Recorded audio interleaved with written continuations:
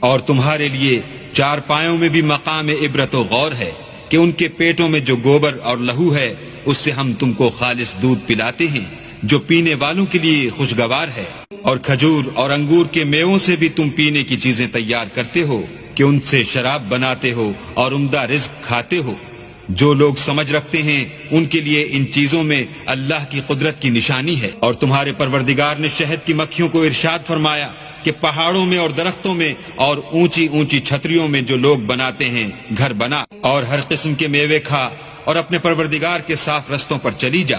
اس کے پیٹ سے پینے کی چیز نکلتی ہے جس کے مختلف رنگ ہوتے ہیں، اس میں لوگوں کے کئی امراض کی شفا ہے، بے شک سوچنے والوں کے لیے اس میں بھی نشانی ہے۔ اور اللہ نے رزق و دولت میں بعض کو بعض پر فضیلت دی ہے، تو جن لوگوں کو فضیلت دی ہے وہ اپنا رزق اپنے مملوکوں کو تو دے ڈالنے والے ہیں نہیں کہ سب اس میں برابر ہو جائیں،